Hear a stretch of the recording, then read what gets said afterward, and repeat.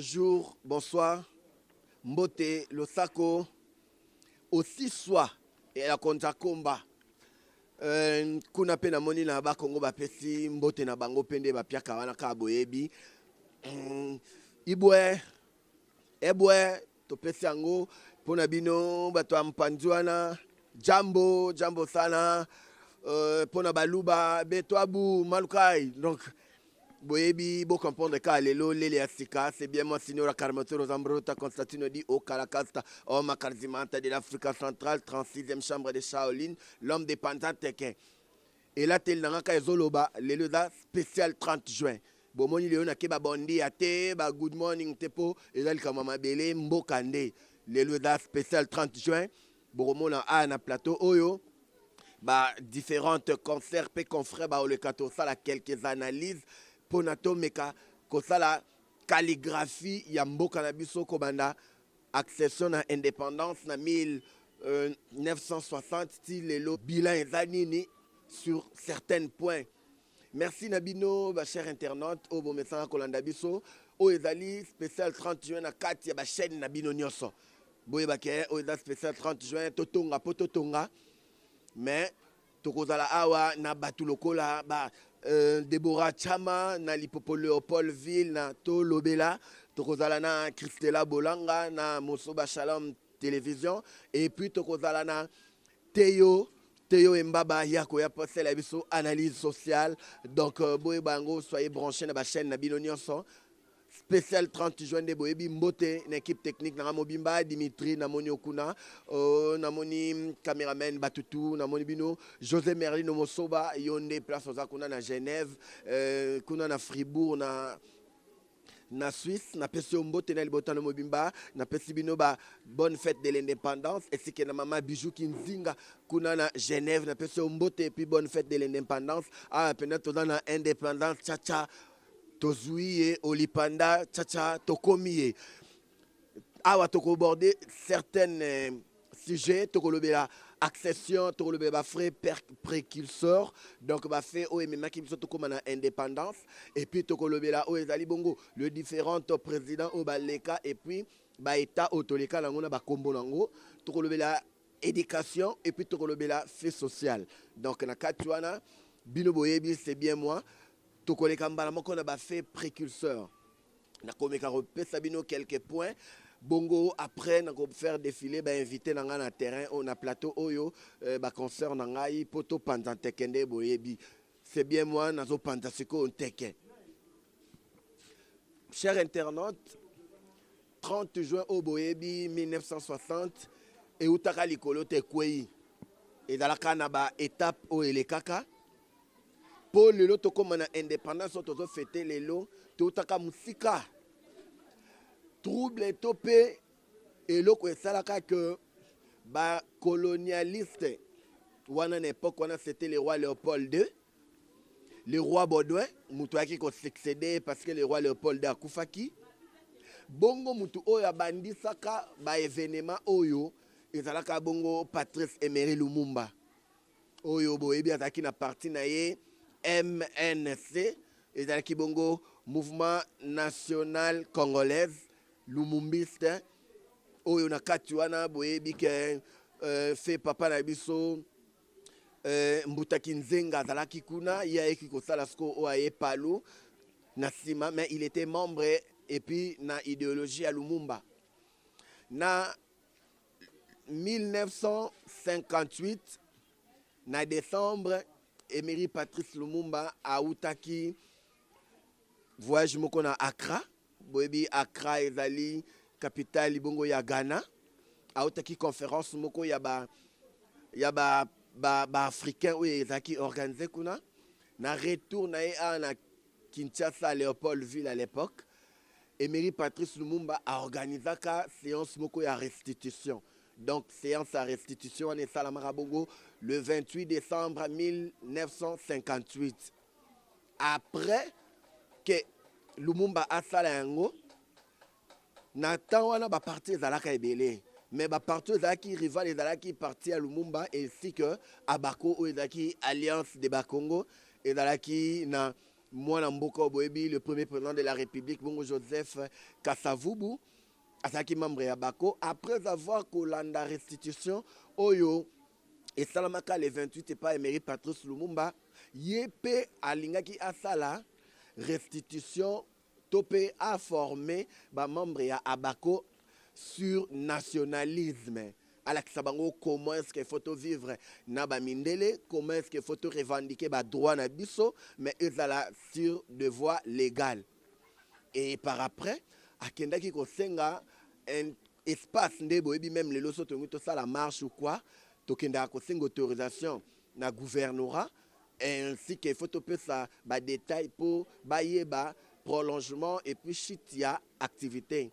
Ndeye akendaki ko senga bongo na place Imika. Imika est là, association chrétienne de jeunes gens, et la association chrétienne de jeunes femmes.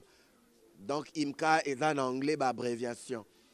Ndetongo akendaki ko senga yango na époque wana boyebi ezalaki ba belge mutu bazali ko diriger biso nde ba belge bayebisaka Joseph Kasavubu que bango balindimi ke asala activité wana mais nyonso oyo ekokoma jour wana ekozala na mutu ya Joseph Kasavubu et Joseph Kasavubu ntongo azongaki na ndako na ye akanisaki que bapimelaki ye kosala activité jour wana. Il a tenté à mettre reprise pour que ameka ko délocaliser topé ko longola activité na ko repousser yango ou bien ko renvoyer ko annuler yango. Si le 3 janvier 1959 a réussi à quitter. Donc c'était un dimanche et c'était un samedi et le dimanche lui dans sa maison les autorités ya Imka bazo benga po ba biseke papa awa batu bae ebele na place Imka, c'était le 24 janvier 1959. Batu bae ebele moyen tolo bana bango tozolo babazo kate po ba longwa il faut ka yonde oya. Joseph Kasavubu alongwa ke pa na po ya kopekisa bango. Tango akomi abandi kopekisa bango baboya ki koyoka ye. Na koboya koyoka ye wana allez babandi kolakisa mécontentement na bango tango babimi na place Imka babandi kopanza biloko wana tokomi le 4 janvier 1959 babandi kopanza biloko bapanzi bamituka babandi kotumba ba église kobeta basango c'était catastrophique. Et puis le jour là ezalaki jour oyo match moko munene betamaki na stade Tata Raphaël. Tangu bango babandi ko panza biloko état colonial etindi basoda po ba kopekisa boyebi kande basoda bazalaka babeta masasi basala boye esali que balandi batu bakimi grand nombre batu bakei ba se dirigeaki vers stade Tata Raphaël. Et puis na stade Tata Raphaël ekokutana na batu bautaki stade babimi match mbala moko basangani on avait une foule il y a plus de 350 000 personnes jour wana. Et il y a eu des morts. On a eu, selon l'estimation, tout à l'heure, qu'il y a plus de 49 morts.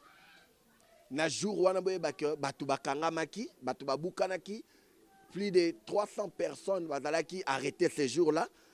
Notamment Joseph Kasavubu bazalaki arrêté jour wana. Également Nzenza oyo bazalaki bongo secrétaire Azaki parmi les vice-présidents, il y a Nani, Todaki na Azaki parmi les vice-présidents, Todaki na Simo Nzenza Landu, et puis Todaki na Daniel Kanza. Nasi Bakumbwana Boyebi.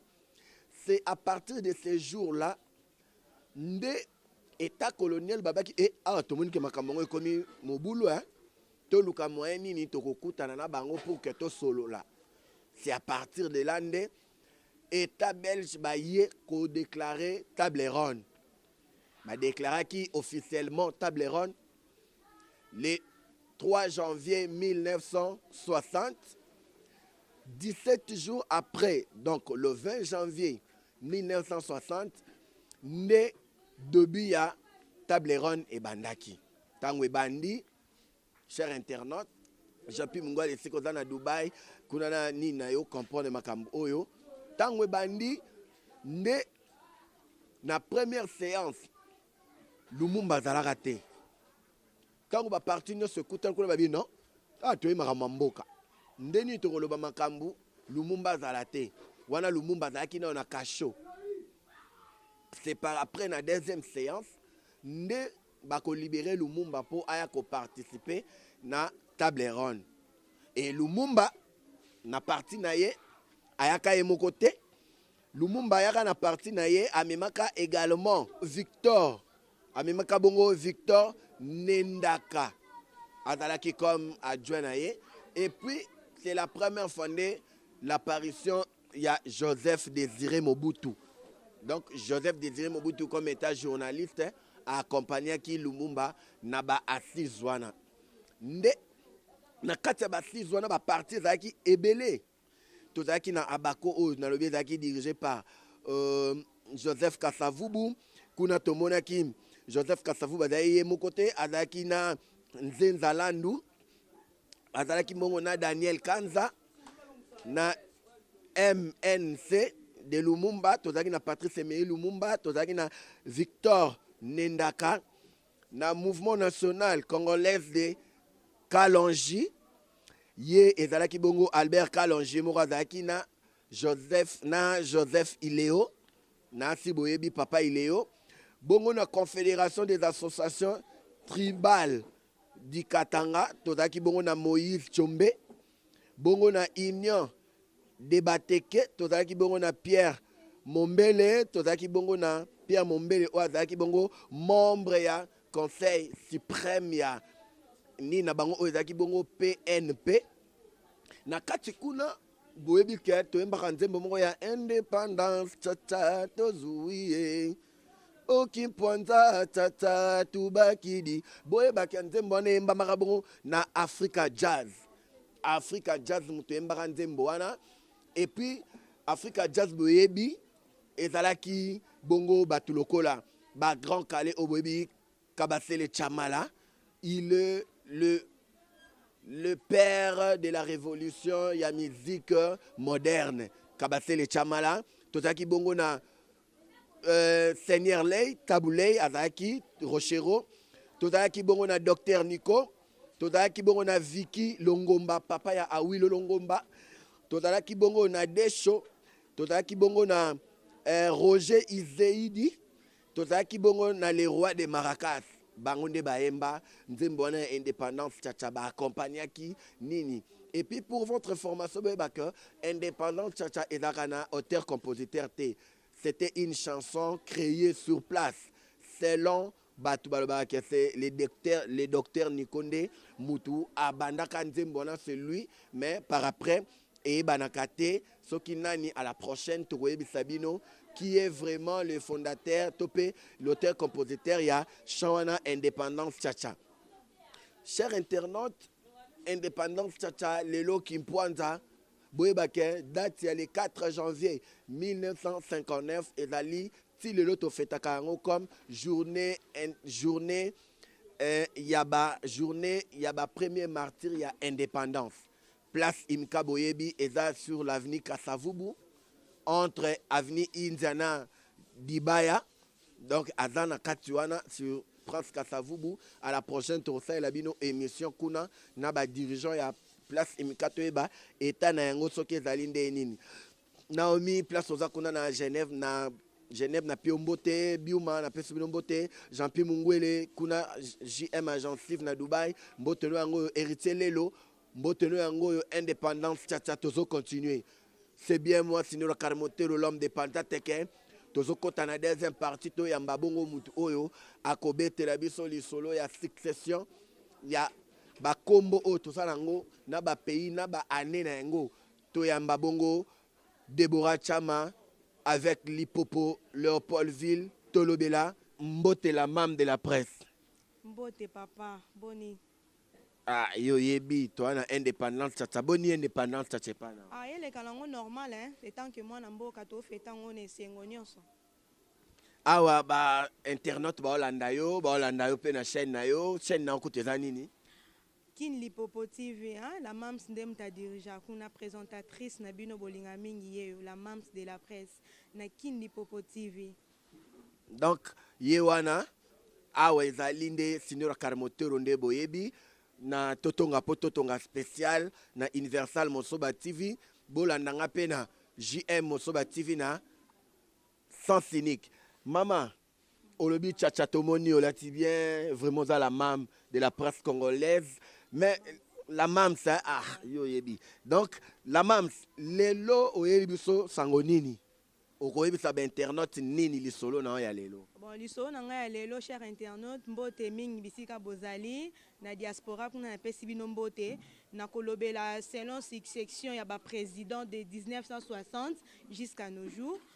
Président ya liboso oya kambaki mboka na biso de 1960 à 1965 toza na bongo Joseph Kasavubu ye abotamaki na 1917 na Tchela na Congo central akufaki le 24 mars 1969. Oya landaki ye na sima président ya mibale na de 1965 à 1997 toza na Joseph Désiré Mobutu abotamaki na Lisala le 14 novembre 1930 akufaki na le 7 septembre 1997 na Rabat au Maroc. Akufaki bongo na cancer ya prostate o biso nyonso toyebi tosali ba recherche selon histoire ya mboka na biso. Azalaki bongo homme d'état militaire, azalaki un grand dictateur, atongaki bongo pe a héritaki, papa héritaki biloko ba belge batikaki pe atongaki ebele loko la stade des martyrs. Abekai ko bongisa pe aéroport ya Njili ba immeuble nyonso tozomona na ville.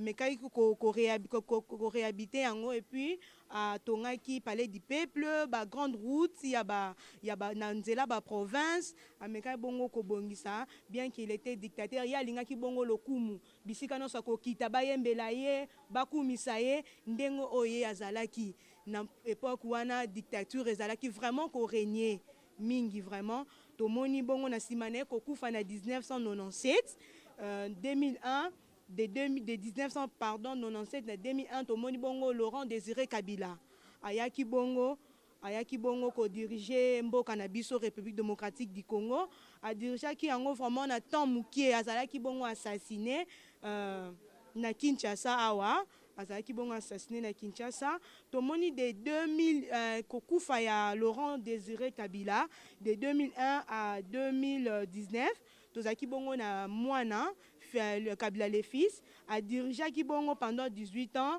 a régné pendant 18 ans, a dirigé bongo ye a botamaki le 4 juin 1971 hein, et bongo a longo na bokonzi na 2019 nde ya longo na bokonzi to bengi ye le père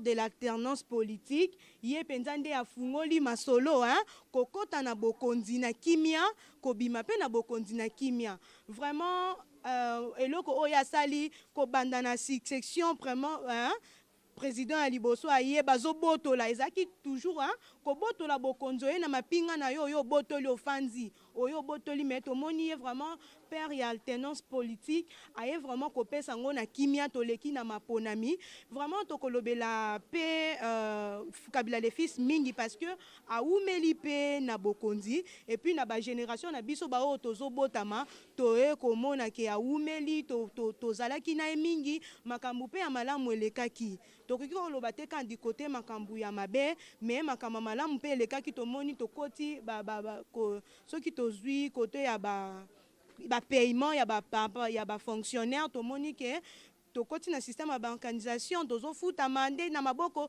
babiloko wana mingi na selon gouvernement na ye vraiment ememi pe biloko ememaki vraiment biloko ya sika papa ememaki biloko biloko ya sika na mboka na biso tomoni ke makambo bande kokende malamu to tozwi 1+4 tomoni ke makambo bande kokende malamu bongo ye tango akotaki a remplaçaki papa na ye de 2001 en 2006 bongo tomoni tokende na maponami parce que tobanda okende na turbulence ko welela tomoni bongo maponami ekoti élection tobengi élection na français élection ye ayeba bongo kolonga na 2006 azalaki na ba candidat mususu lokola ba Jean-Pierre Bemba ba Etienne Tshisekedi le père bongo ya eba kolonga na maponami ya 2006 toke su na maponami ya 2011 eba su kolonga bongo toye koya na maponami ya 2018 tomoni président 5e président na biso actuel Félix Antoine Tshisekedi yeba yebi na kolonga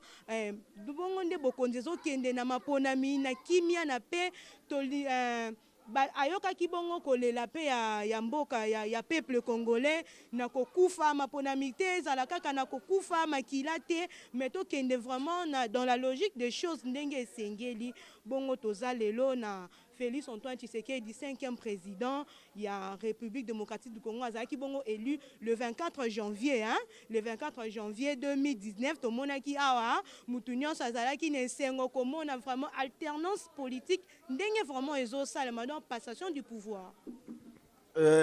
Bongo nde olobi la mams de la presse nini oyo ezo caractériser chaque époque tobanda kobanda na Kabila le père tobanda na Mobutu nini oyo ezalaki bato bakoki koretenir mpona époque à Mobutu à part ba construction qu'est-ce que Mobutu disait souvent? Bon mpona époque ya Mobutu oyo ezoko caractériser mingi toyebi slogan parti bomoko ekolo bomoko tata bomoko je ne sais pas si on a lobi yango malamu te ozoloba bango nde baocomprendre tata bomoko ekolo bomoko bokonzi bomoko voilà yango wana et puis soki tobi tokende na côté monnaie du côté monnaie namoni to toucher du côté monnaie tozalaki de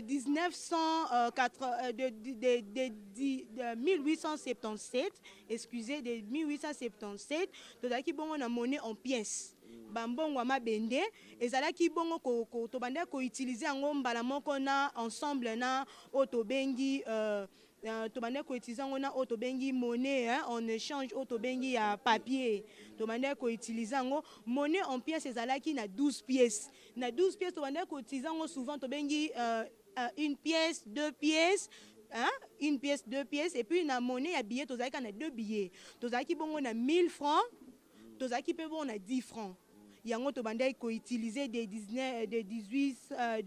1877 ti to ekokoma na 1896 to bandai ko utiliser monnaie wana et puis to ekokota de 1916 to bandai ko ezaki apparition ya franc congolais utilisé depuis ce temps jusqu'à 1960 tant to ekozwa indépendance nde yango to banda ko utiliser kino Mobutu ekozwa pouvoir tozongi susu na biloko banda ko caractériser reine na ye to yaki ko salela ba un makuta to bana bengo Zaire to sala un makuta de makuta to sala bambongo to bengi kombo mukomboso et autres et puis après wana tant Laurent Désiré Kabila ekozwa bokonzi tango ekozwa bokonzi ayekozongisa franc congolais yango to banda ko salela kino lelo tozaka na franc congolais tozosala ngo il y a de cela 101 ans depuis to bandi ko salela franc congolais 101 ans tozo utiliser franc congolais voilà. Merci la mams de la presse donc tolobaka époque il y a Joseph Désiré Mobutu ezalaki caractérisé na tata bomoko mama bomoko ekolo bomoko mokonzi bomoko et natango ya Kabila le père ezalaki nini natango ya Kabila le père soki na selon ba recherche na biso natango ya Kabila le père ezalaki tomonaki tokomaki na ba parti politique même pe natango ya Mobutu tango asalaki a libéraliser yango na nini ezalaki vraiment te batu bazalaki toujours na régime na ye wana maintenant tomoni Kabila le père akoti batu bakomi kotia pe mitu batu bakomi kotia pe mitu lolenge ya zwaki bokonzi nde pe balinga bazwa ye bokonzi batu bakomi kotia pe mitu biso pe totelema tokota yango na ye biso ke ye ayaki kozongisa franc congolais auto utiliser kino lelo et puis tango ya bande ko régner vraiment mboka ezalaki mpe malamu selon régime na ye, selon ambition na ye mpo na République démocratique du Congo. Ayaki kolongola Zaïre, ezongaki République démocratique du Congo, mpe ayaki kochanger drapeau, tout a été vraiment changé, tout a été vraiment transformé. Mais abongo ya awumelaki te lolenge na oti koloba, awumelaki mpenza na bokonzi te, azalaki assassiné. Nde mwana ayaki kozwa bokonzi de 2001 kino lelo te, mais plutôt kino 2018, puis toye kokota na président actuel Félix Antoine Tshisekedi. Bongo soki tobi totala na ba capitale banda mboka na biso e banda bongo ebotama tozaki de 1885 tozaki bongo capitale zaki Vivi de 1885 à 1886 pardon, tokomaki na Boma de 1886 à 1929. De 1929, Léopoldville et Kobotama na indépendance. Na 1960, Léopoldville et Kobotama kino lelo de 1960 jusqu'à nos jours tozaka na capitale tobengi na kombo ya Kinshasa. Merci Europé Sambote na Batu Bazolando, souhaitez bango bonne fête de l'indépendance. Vraiment bana mboka nyonso soki bolandi bien elateli na biso na plateau elobi déjà ebele ezo symboliser bana mboka nyonso bonne fête de l'indépendance, hein? Journée yango oyo tozwa temps ya kovanda to réfléchir tozo to uti wapi mwana mboka to uti wapi pe tozo kende wapi.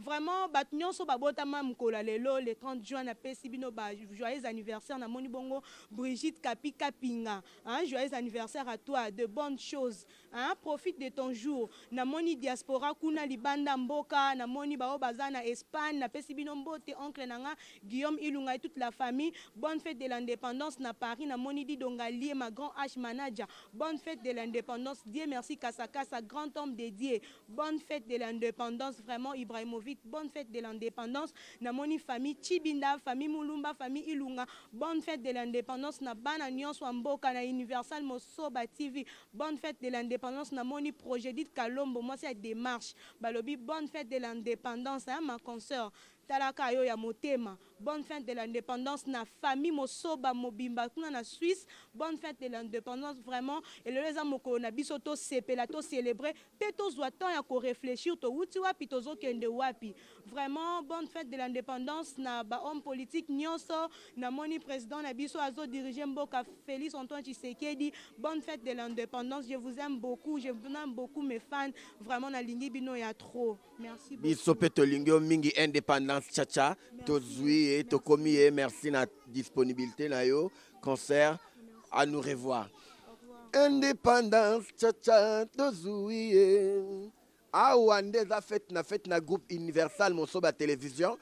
Donc wana bomoni za la mams de la presse congolaise Deborah Chama yekuna na chaîne na ye azali kobeta lisolo beteli biso lisolo ndenge ba président baleki lelo otoza na 5e président oyo bongo Félix Antoine Tshisekedi Tshilombo, l'homme de Biki Rouge, l'homme d'état et des droits, l'homme du peuple d'abord, Papa Lobaki Kobo Sanate, le peuple d'abord. Donc nayo namaste et puis bonne fête na famille na Mobimba ndenge ka tozo kende tozo sala analyse biso to conclure te bino nde bo conclure par rapport nde tozo kende siko to lingi toyeba état ya éducation na biso to uti wapi to komi wapi na éducation ba papa na biso ba bandako lo bana kala o to bandako suka na 6e primaire biso to tanga koleka bino.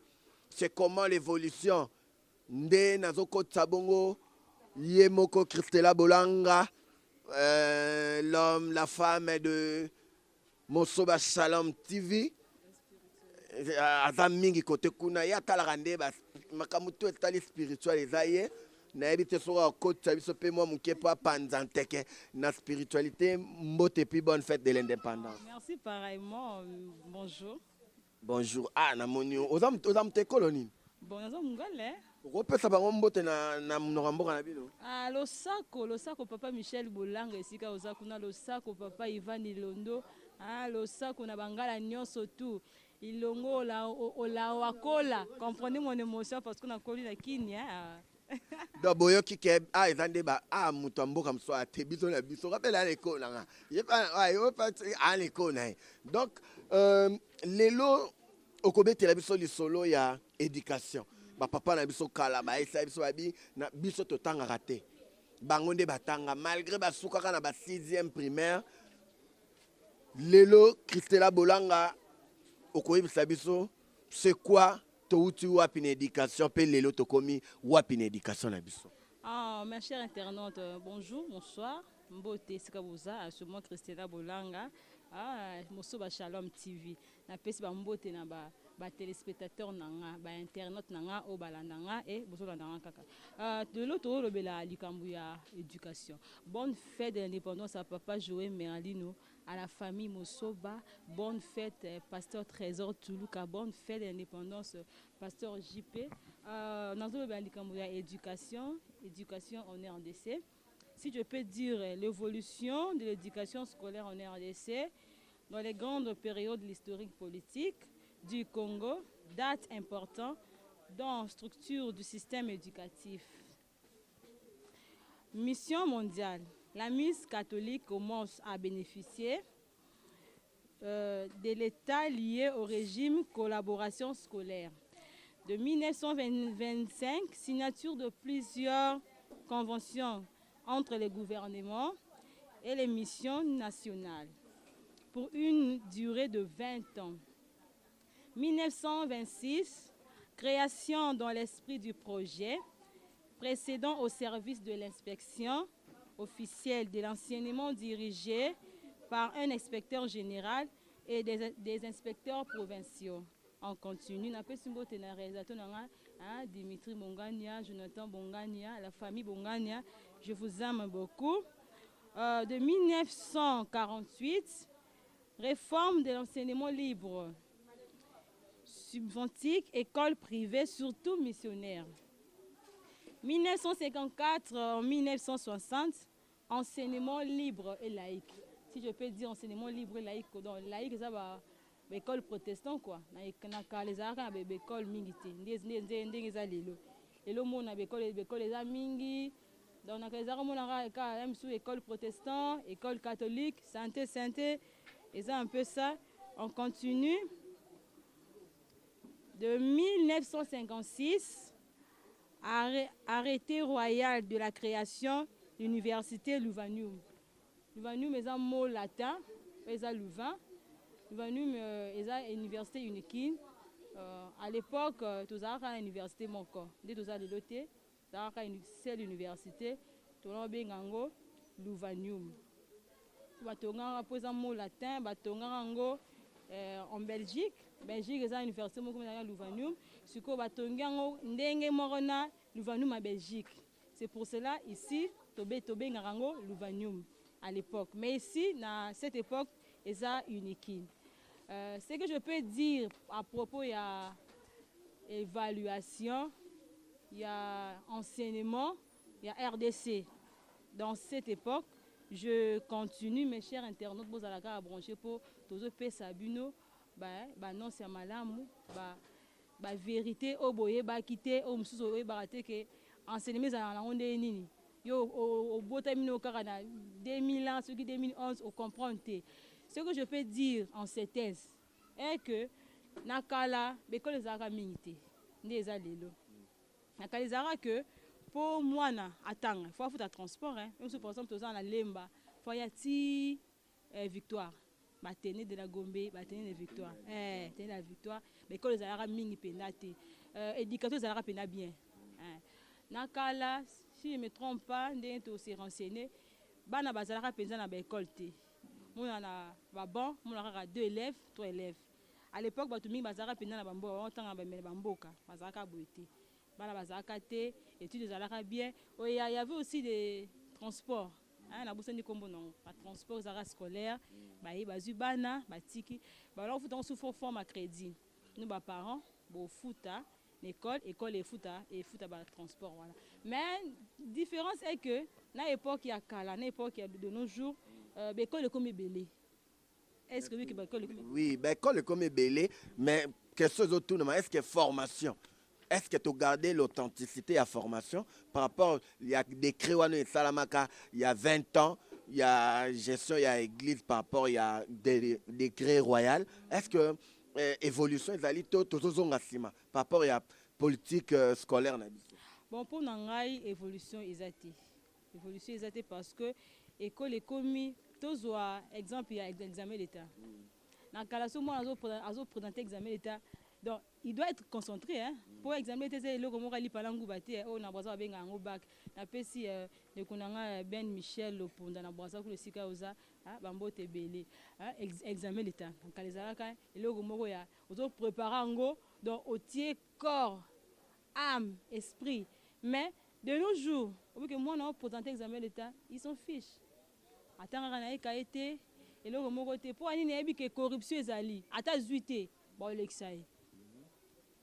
Azu na été et le remote na sali constat na sali bala mingi o ba 50% ba 55 moi dans la classe ba 70 à 80 moi l'examen d'état abimi na 50 na ba et 13 et puis ba vimbisika groupe asima mais même sous 100% ya poka ane ba na ba examen d'état mais ane le kaki mona jour ya ngoni examen bimaka moi bisu bolela anga zaka mayele mais o pelanga mna pesa réponse ndeni akozwa pourcentage koleka ngai ya problème à étresse mais étresse ngoka étresse ngo fait ezala tani mais bana mingi bakoma kozwa pourcentage belé mais so tunie examen to sala ezaki mona akanga minai ai baté loko ni asala donc ya sepeli kaka zui français mobulu emsuko koma kombo nae ako komate. Donc, éducation, on a l'évaluation. Il y a de nos jours, éducation, ça peine bien té. Yangwana peto na ba élite ya malamu te na tête ya mboka na biso.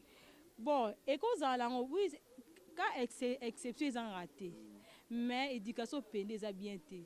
Par exemple, moi on a assisté graduat. Par exemple, na IEC. Mais PC musala sala.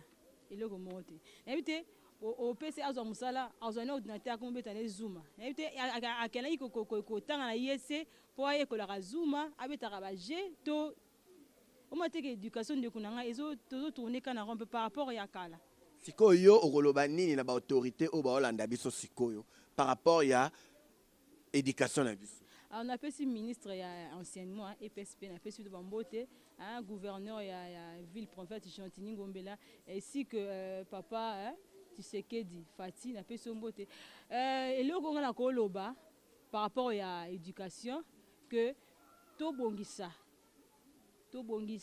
éducation za la malamu oui papa bakete école les arts gratuits de première ti ce qui fait deuxième ce qui fait nini école gratuite wana ya soro ken école l'état au mona bana ebele ba misu ba vana ba se misu babi ba oza souté parce que école gratuite yango bon c'est un peu babi total c'est pour bana baleke belé compréhension ya malongo ezate désordre na désordre makelele na makelele parce que on éducation tozo kende wapi to komi wapi to tourner ka na rond point wana ba technicien ya secteur ya éducation bozo kandenge Christela Bolanga azako pandanteke awa lelo na émission spéciale Totonga oezoleka na Universal Mosoba TV na Shalom TV na Lipopo Leopoldville ezoleka pe bongo na JM Mosoba TV Mama Christela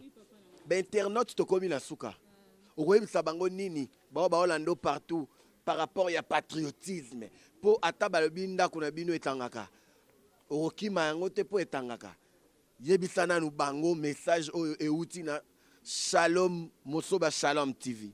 On a pesi mbote na Ibrahim Anel kesika za kuna na lemba ba mizima nyo surtout na pesi mbote message na koloba que to linga ekolo na biso et puis to bongisa enseignement biso pe ba bino ba élève bo la ngai ba pesi cours gratuit basungi bino basungi ba parents o bazaki ne le côté batala boy a foutre là-bas na Minerva surtout ba école primaire ba benga oni privé Minerval cher et l'équipe na Minerval ya graduat mwana oyo aza na université na mwana oyo azoprésente 6e mbongo na ye na mbongo oyo ya gradua ya mwana ya examen eta eleki na gradua. Donc tosungana bakonzi basungi biso mpe baboti tosunga bakonzi totinda bana na éducation totinda bana na enseignement totinda bana na école po école eza avenir ya lobi. Mwana oyo aza instruite toboyi te mwana oyo aza instruite azala bien te na futur na ye. Faut bien étudier, il faut kotanga tolinga ba étudiant tolinga totika ba désordre tosala boye ça servira à rien bokolekisa année blanche pour rien okobimana nini eloko moko te bapesi mosala osala komobeta bazuma na ordinateur. Baparent boyedaka bana kotangisa bana bandako bana misusu mona okende classe akomponaki cours bien te tant que yo mama mwana azongi ofungoli kaya mwana osele moi devoir esele eloko moko te bamama bakipaka bana te kaka kokende koteka papa bimi mama bimi mwana azobunda na ye moko bozola bana basenya baotangisa bango na ndako mpo ekolisa mayele. Napesi mbote na papa Joe Merandino na Immaculée Mosoba la fille de papa Joe Merandino. Napesi mbote na pasteur JP Kabangu éduque napesi mbote tangisa bana na nzela malamu oza pasteur tangisa bana nzela malamu barozala bien po na yo lobi okosepela. Napesi mbote na l'homme de Panzanteke Signora Karmote na angwano lobi papa Jani na mwasi na ye molonga na ye o afetaki anniversaire joyeux anniversaire. Napesi mbote na la corona de la presse congolaise o ayete mbote na Théo mbote na la Mams mbote na Jani na letro mbote na Dimitri Bongania na mwasi na ye un bon tonton mbote na mona na nga Merdi je t'aime beaucoup. Conseil on apesi soko tiango en action tu seras utile pour moi demain. Osungangai mbote na église mobima intercession les vainqueurs na moni pasteur Ndoto ni wazo bungisa mariage na yeka la mingi te na moni maman Sandra Kimbambi et orchestre son de la trompette. Pourquoi pas Jonathan Muluba mbote ebele mbote ebele ba merci à trop. Vous allez connecter branché na chaîne na bino totonga poto tonga Universel Mosoba Léopold TV Shalom TV. Pourquoi pas Sens Unique? Je t'aime à tout contre moi. Ciao là-haut. Bonne fête de l'indépendance à tous les Congolais. Mais yo yembara ça biso mo vocal indépendance ça na yembara te ne songa te ba esanga o bando maladie ce jour wana ba esanga indépendance cha cha tozuye tanta oli panda tanta lubakiri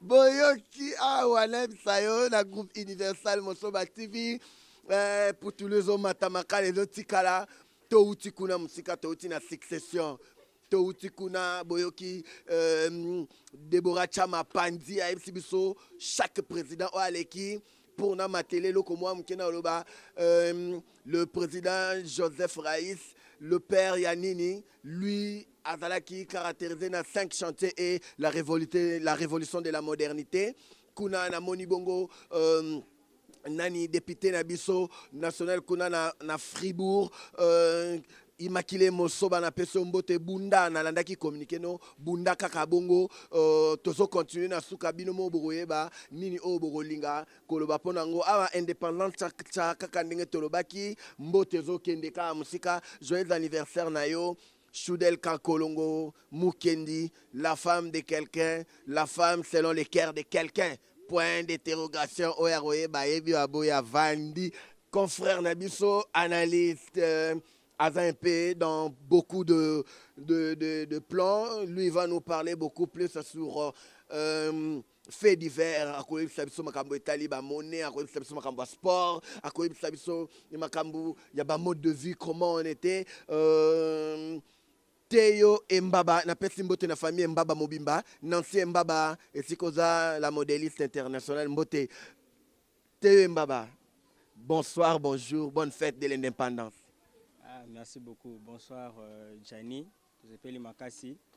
Nous avons fêté l'indépendance nabiso malheureusement na coronavirus, pandémie, ils ont paralysé biso complètement, mais sinon ça va. Euh, Toi, aujourd'hui, tu vas nous parler de tout ce qui est fait social. On sera un peu bilingue, Théophile et Mbaba. Euh, que peux-tu nous dire aujourd'hui, depuis 1960 jusqu'à nos jours, c'est quoi notre économie? Où en sommes-nous sur le plan économique? Est-ce qu'il y a eu des évolutions? Est-ce que nous reculons à l'époque où nous étions colonisés? Où en sommes-nous maintenant avec notre économie, notre éducation, notre sport, notre culture? Où en sommes-nous? Merci beaucoup, Gianni Mukendi. Ça fait plaisir d'être avec vous. Bonne fête de l'indépendance à tous les Congolais, chers internautes, au Bazola Nabiso à l'instant. Bonne fête de l'indépendance à Papa José Mosoba, ça fait plaisir. Je salue directement le cadreur aussi, Jonathan. Ça fait plaisir d'être avec vous. Où en sommes-nous? Alors l'évolution pratiquement est changée pratiquement. Pourquoi nous disons cela? Parce que avant 1960, le Congo belge à l'époque, colonisé par les Belges, nous sommes avant l'indépendance. Tobana aussi une monnaie, le franc congolais. Et puis, une fois que tu as eu l'indépendance Nabiso, c'est-à-dire en 1960, Tobana a toujours le franc congolais. Donc de 1960 à 1965. Alors, une fois que le président Mobutu a eu en 1965, alors le président Mobutu a instauré la zaïrisation, c'est-à-dire que tout ce qui était belge à l'époque est commis Zaïre. La monnaie, le pays, les drapeaux complètement peignants sont échangés.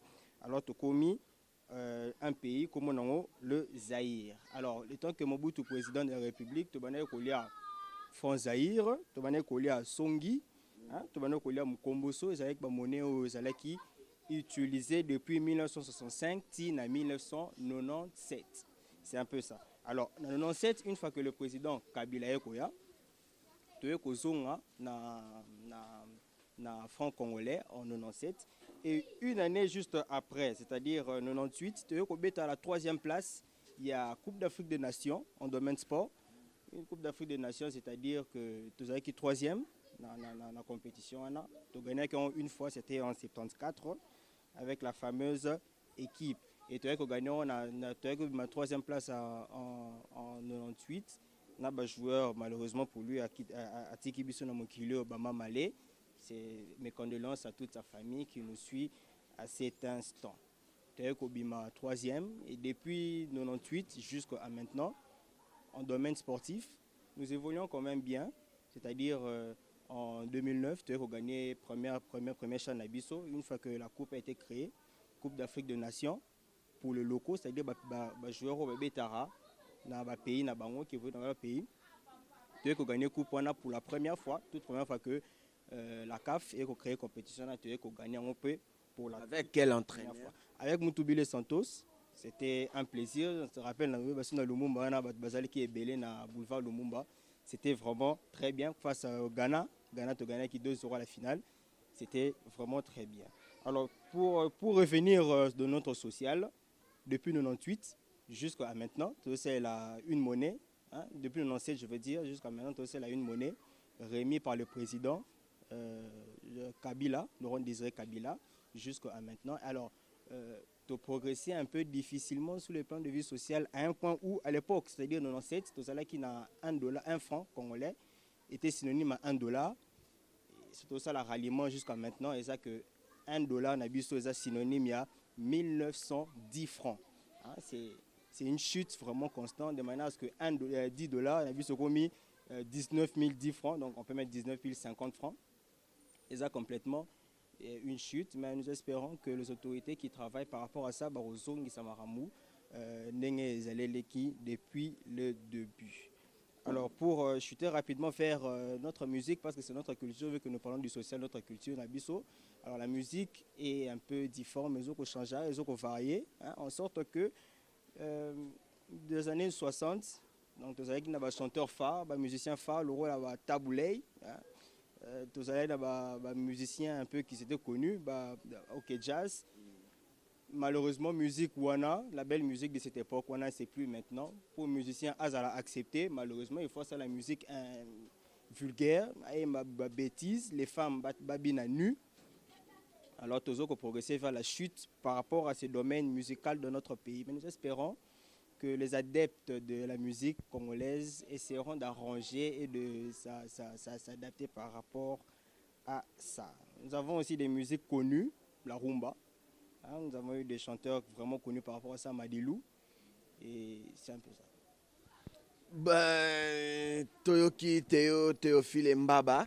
Mais vraiment, tu nous diras quoi si tu essaies un peu de faire le parallélisme entre l'époque où on était avant 1965 et aujourd'hui sur le plan social. On quitte un peu l'économie, on quitte un peu l'éducation, on quitte un peu le tout. Sur le plan mode de vie, où en sommes-nous? Voilà, c'est tout à fait normal qu'il faut progresser. Parce que 1960-2020 est varié, battant varié belé. Mais ce qu'il faut retenir que le mode de vie d'un Congolais en 1960, donc 65, un Zaïrois, n'a un Congolais en 2020 et changé sur le plan de vie social pour le Congolais en 2020 a du mal à se retrouver financièrement. Pour un Congolais maintenant, c'est un peu très compliqué, très difficile par rapport à 1960. La structure est plus ouvrable, qui n'a mis ça plus facilement.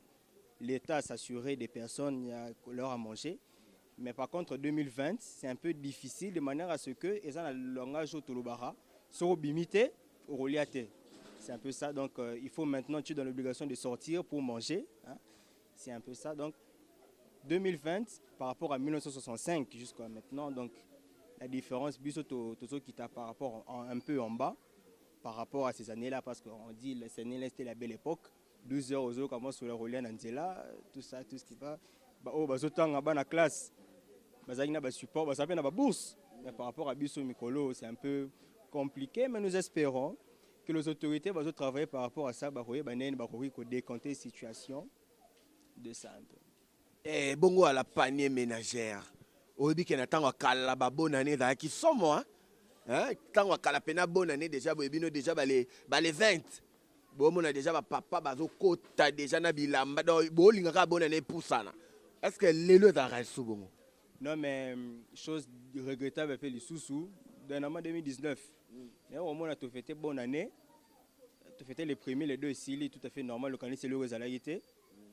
Mais aux époques intérieures où tu les canards, avant le 25 ou le premier déjà va décorer toute l'avenue. C'est-à-dire sur le plan de vue social, va déclarer venu Mobimba, va faire bien. Déjà le 20, tous les 19 va décorer déjà venu. À la maison, bana bazana bilamana banga sika.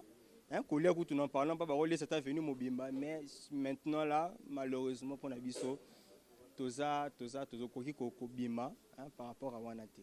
Sur le plan spirituel, est-ce qu'il y avait des églises comme aujourd'hui? Les églises ont poussé comme des champignons. Est-ce que de 1960, est-ce qu'en 1960, il y avait des églises comme ça? Chose regrettable, on parle du sous-soupo, quand on disait que le peuple est tellement dans la misère, il faut se Koluka. Et pendant que Koluka, il faut trouver des personnes où on vit directement la poche. L'église était une bonne option pour certains, de manière à ce qu'il y a d'autres qui priaient sérieusement, pasteur Moussoussou qui faisait sérieusement leur travail, mais il y a d'autres escrocs qui dans une avenue comme celle que nous sommes à cet instant, Bimata 20. Donc 2 églises après 2 parcelles. Donc c'est quelque chose de difficile et ça triste. Ce n'est pas un constat qu'on peut faire dans une république sérieuse. Donc les églises sont partout. Par rapport à 1960, tu as vu qu'il y a une grande église.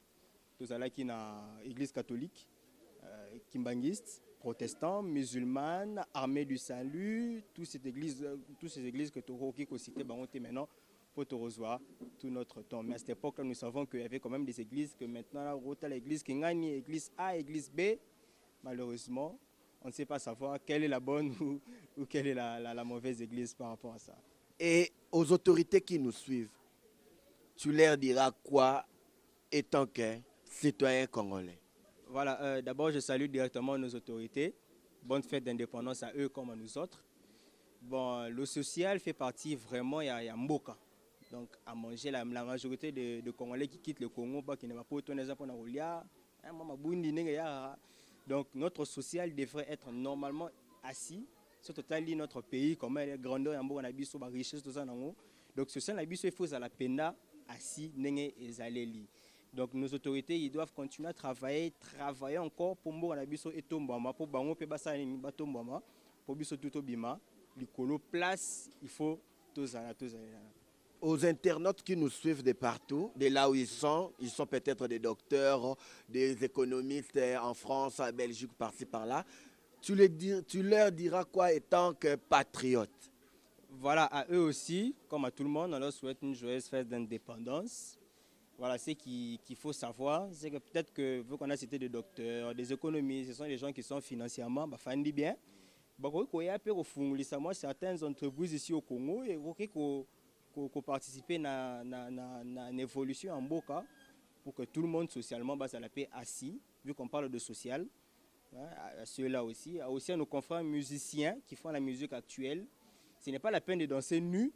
Dans la TV, pour tout battre la désordre. On a des musiciens qui font de la bonne musique jusqu'à maintenant.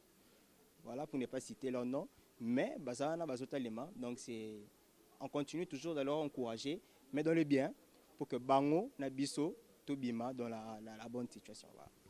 Mot de la fin, là, tu salues qui, tu dis qui, quoi, à qui, par rapport au 30 juin. Voilà, donc on va souhaiter une bonne fête à tous les Congolais, à chers internautes qui nous suivent. Nous remercions aussi Papa José Mosoba, Joe Mosoba. Bonne fête de l'indépendance à lui. Ça fait plaisir qu'il ait réuni une équipe pour tous ensemble. Bonne fête à toute ma famille, la famille Mbaba, maman Adèle, Nancy, Lévi, Jacob, Jonathan, Modeste, Benoni, tous ces gens-là. Merci beaucoup. Merci à Hugues Wingi, un ami pétrolier. Il a participé pour le social du Congo. Merci beaucoup aussi à tous nos fans internautes qui continuent toujours à nous suivre, continuent toujours de maximiser vos likes. Ça fait plaisir et nous sommes dans la grande famille Mosoba. Merci à toute l'équipe technique et ciao. Ciao à toi, Théophile Mbaba. Bonne fête de l'indépendance, 60 ans. Merci. On est là. On se serre le coude pour qu'à la prochaine, nous vivons une vie meilleure. Ciao. Indépendance Tchachakande Toyebi, Tolekisi Batu Awa, les gens ont défilé, nos confrères Balobi Lobi, Moutotukoloba Aizaki Théophile Mbaba. Pour notre formation, il faut que il y a eu de pères de l'indépendance. Quand on parle des pères de l'indépendance, Jean-Pierre Mungo les Siko Zali na Dubaï, Trimen Mimpi Akuna na Dubaï, Hervé Lelo Motomoko bien à Cape Town, le suprême Micha kuna na États-Unis d'Amérique, il y a eu Angoana, Mama Bijou Kinzinge Siko Zali na Genève mbote na yo, Mama soutenanga kao Signora Karmotero talaka kape Mama B, photo chabango pandi likolo za big manager zalaka place na yo mwana bandundu moko ya bien ya motema pembe ya maboko pete. Chers internautes, le père de l'indépendance bazaki belé ndenge natangela bino. Mais oyo lelo to commémoraka to pe to kanisaka ye to bengaka ye bongo Emery Patrice Lumumba. Il faut bon maîtriser. Il y a eu beaucoup de pères de l'indépendance, mais Moutou Oyabima a payé pour casser, a payé prix le prix suprême. Oyo Mouzabana Koloba n'est jamais trahir le Congo. Il n'y a pas le baka en époque.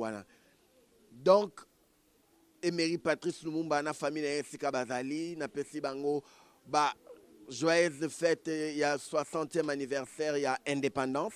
Mais ce qu'il faut retenir, c'est que père de l'indépendance Wazaki est belé, à part Lumumba. On avait Joseph Kasavubu qui est parmi les pères de l'indépendance. C'est lui-même le premier président de la Première République. Et puis le premier ministre, il y a Première République, Ezali Bongo, Lumumba, Otobi, Emery Patrice Lumumba. Bongo Tozalaki Bongo na Daniel Kanza, Tozalaki Bongo na Joseph Kasavubu, Tozalaki Bongo na Victor Nendaka, Tozalaki Bongo na Albert Kalonji na Joseph Ileo. Tozalaki Bongo na Moïse Tchombe. Tozalaki Bongo na Pierre Mombele. ye mutu azalaki wana et puis mpona bamusicien ndenge natangela bino ce qu'il faut koyeba ke date ya lelo eza date oyo na ngai na yo esika ozali il faut tokanisaka yango bilan ya lelo nga na oloba te boyoki batangeli biso toleki na batemps moko difficile oyo tolekaki na colonisation après colonisation toye tozwi indépendance après indépendance toyebaki kogere yango te mais le belge bapesaka biso ntongo babandaki kosolola na table ronde bapesaka biso tosololaka sur bapréalable à part annoncement to mpe déclaration ya le 30 juin ezalaki mpe na bapréalable oyo ezalaki wana oyo tolobanaki neti koorganiser comment organiser l'administration publique comment organiser par nini disposition ya pouvoir que chaque moto ayeba pouvoir na ye bandi wapi soki wapi il nous a dit ça et puis on avait parlé de beaucoup de choses beaucoup de choses éducation balobi eza par terre bino boza kuna na libanda ba cher internaute botala lelo et comment mutu po aleka na université azo parvenir kopesa nzoto na ye po bapia ye bapoint aleka et soki aleki akomi na tête ya l'état akosala nini. Moi, mon chef me disait, Gianni, c'est bien de prendre le diplôme aujourd'hui, mais essaie un peu d'observer ton diplôme. Il y a toujours des écrits na recto na yo, mais na verso na yo écrit zate. Cette verso-là est écrite par le mérite oyo yo oza kosala par rapport ya diplôme na yo oyo ozwa. Sur le plan social, boyoki économie par terre. Tozo vivre na moins $1.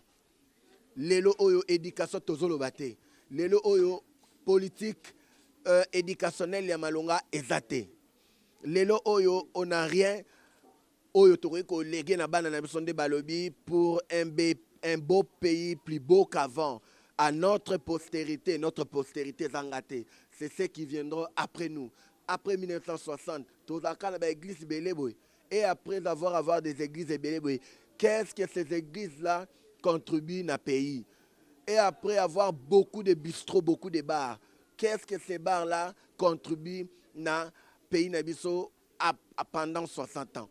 Aujourd'hui, que dirons-nous na mode de vie? Lelo tout le monde a commis ndoki. Lelo poison comme côté comme partout. Lelo mutu azo kokako salisa mutute. Les Congolais tenons nos mains dans la main. Lelo oyo elo kozo boma Congo eza motema mabe. On a des nouveaux dirigeants. Chaque dirigeant a vécu son époque. Tokolobate Mobutu azalaka ka ndoki, boyoki Deborah Tchamalobi a tongaka. Aujourd'hui tozanango. Peu importe dictature nae, il nous a laissé beaucoup de choses. Également avec ndenge bauti koloba a pas Deborah Tchama, l'homme de l'alternance Joseph Kabila Kabange, il a fait a memi son bancarisation. A Pessibiso Constitution, a Memibiso la révolution de la modernité, 5 chantiers, il a fait ce qu'il pourrait, il a redynamisé beaucoup de choses, il a fait son époque.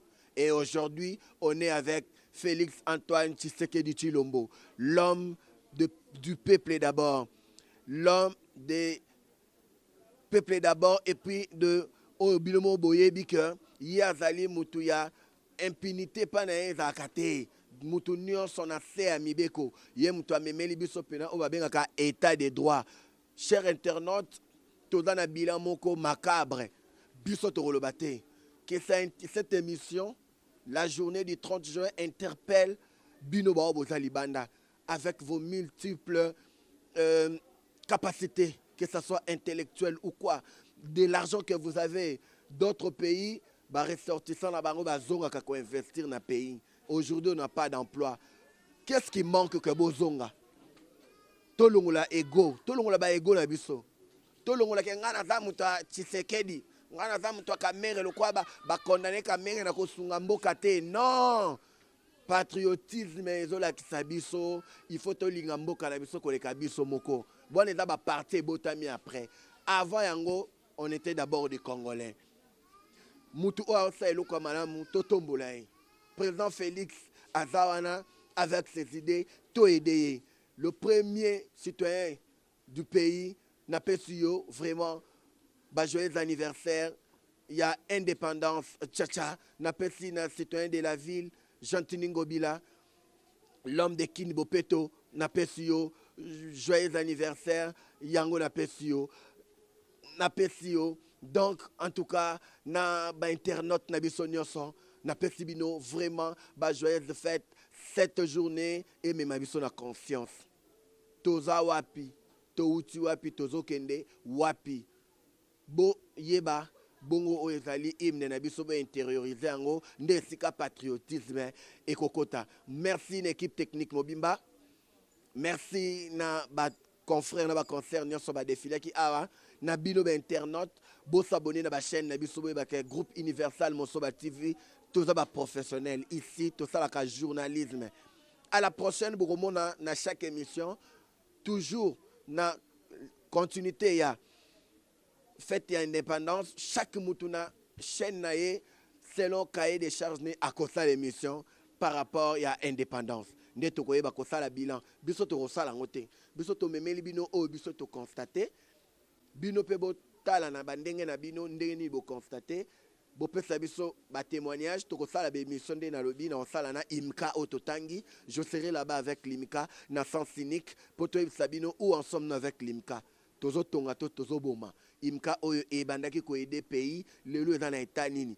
Donc bref yango wana indépendance chacha mbote Naomi Pemba, famille Mukendi, Imam Sharaban, Imam Anzuruni, Mama Zenaba, Mama Juma, Barba, Salima, Kazimiro Bar de 20, na pesi mbote na pesi mbote bongo na Idriss Juma, na pesi mbote Mama Nicole Nicoleta, na pesi mbote na pesi mbote na batu nyonso o balingaka biso groupe Universal Mosoba TV, Papa José Merlin Mosoba yao yangwana Shudel Kankolongo yao yangoyo bino nyonso eska bozolanda biso na pesi mbote notre député na biso na Fribourg Immaculée mema discours na yo panza yango partout na landaki yango panza racisme eza mabe panza yango kuna na moni bongo mamundo ya mama na pesi mbote siko zali ma bijou sunga ngai naza yo yebit Jean-Pierre Mungwele kuna esika boza boyamba yango Christela Bolanga mbote na yo Teyo Mbaba na pesi mbote Deborah Chama Zoyango la corona de la presse Apogélite na Piombote Malgoza convalescente Zoyango pe joyeux anniversaire Nayo c'est bien moi Signora Carmotero Zambrota Constantino di Okalakasta Omakarizimata de l'Afrique centrale 36e chambre de Shaolin l'homme des Panzanteke na Panzanteke